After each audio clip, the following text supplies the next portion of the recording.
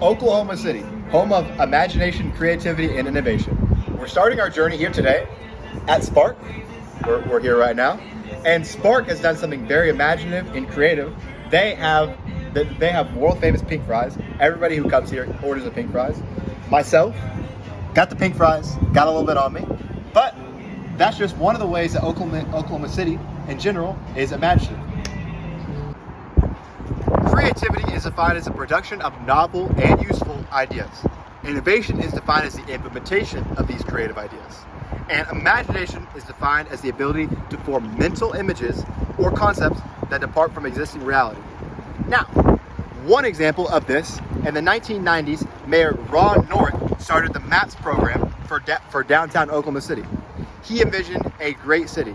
He wanted to implement imagination, creativity, and innovation. Now we can see out here, we have the downtown Oklahoma City Conference Center. We have Scissortail Park, and on the other side, there is an amphitheater where bands from all over can play.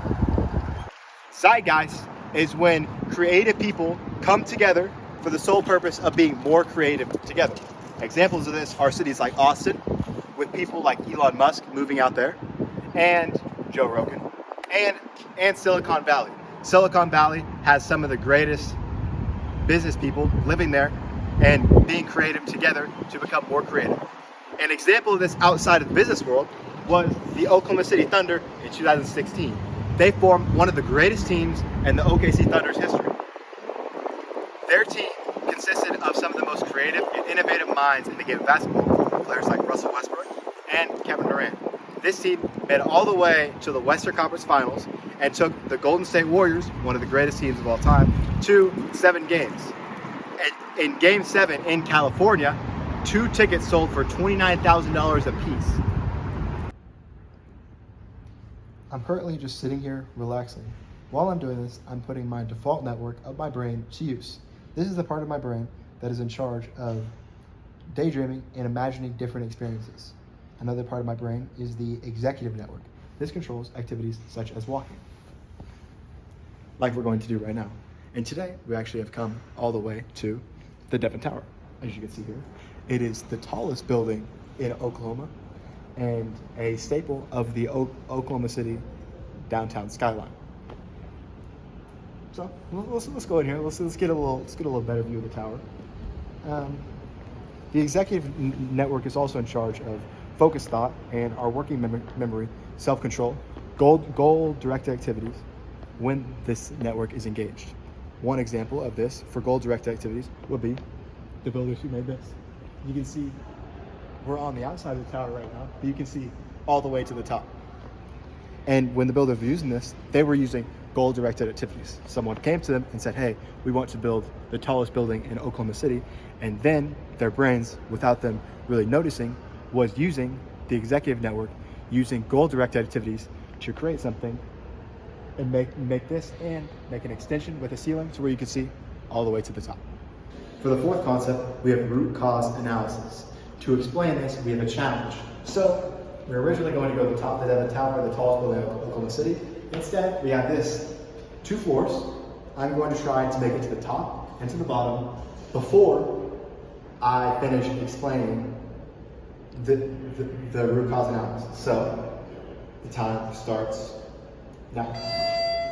Okay, come on. Root cause analysis is a process where you can get to the root cause of a problem to fully understand it. So it consists of 3 questions. What happened?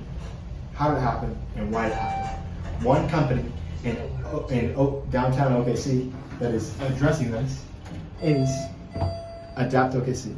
They are identifying 8 key challenges affecting OKC and then looking to change some of these things. Some of these include environmental, economic, and social components of sustainability, transportation costs, and things like this. Associative theory and remote associates test is a way to study and measure creativity. According to Mednick and his theory, the most unoriginal and commonplace ideas come first. When looking at this through the lens of downtown OKC, and you want to see what will be the next great idea? What will we look at to see what ideas will be commonplace, and what ideas will be the most boring of the ideas. What idea will be at the end, according to Mednick and his theory. For downtown OKC, we may never know. They're always expanding, always new ideas. Talks of an expansion Major League Sports team, talks of new parks. Will it ever truly end? And will we ever know what the last great idea is, or will they keep one up again? I think that's what makes downtown Oklahoma City so great, is they're always able to develop new things. Thank you guys so much for joining us. This has been a documentary of downtown Oklahoma City. I hope you've all learned something great on this beautiful day in downtown Oklahoma City.